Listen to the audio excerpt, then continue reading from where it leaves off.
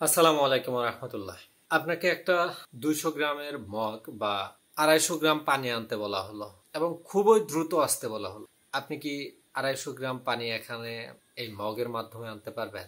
যাকেই বলা হোক, যদি দ্রুত আসতে বলা হয় 200 গ্রাম পানি নিয়ে আসতে পারবে না। তাড়াহুড়া করতে গেলে পানি এমনি পড়ে যাবে আসতেই। তো সেখানে 250 গ্রাম পানি আসা তো প্রশ্নই আসে না। একজন 5 বছরের ছেলে বা মেয়েকে 20 লিটারের একটা বালতি দেওয়া হয় এবং তাকে বলা হয় তুমি 1 বালতি পানি আনো, সে কিন্তু আনতে পারবে না।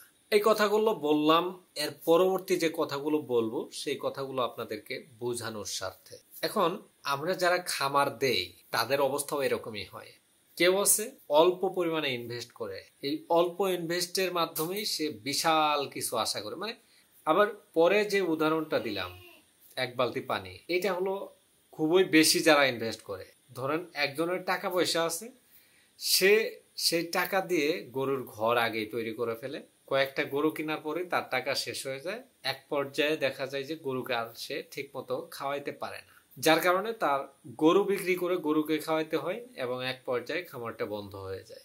যে কোনো কিছুই আপনি যেটাই শুরু করেন না কেন, সেটাই সর্বোচ্চ 5% সম্ভাবনা থাকে সেখানে আপনি সফল হবেন। আপনি খামার দিলেও এরকম, ব্যবসা করতে গেলেও সেম একই কাহিনী। এই রিস্কটা থাকবেই। আপনি যদি এই রিস্কটা নিতে পারেন, খামারি বা ব্যবসায়ী হতে পারবেন। আর যদি না নিতে পারেন, সেক্ষেত্রে আপনার জন্য বেতনভুক্ত কর্মচারী হওয়া ছাড়া আর কোনো উপায় থাকবে না। একটা কথা সবসময় মাথায় রাখতে হবে, খামার এটা একটা জার্নি, এটা একটা যাত্রা।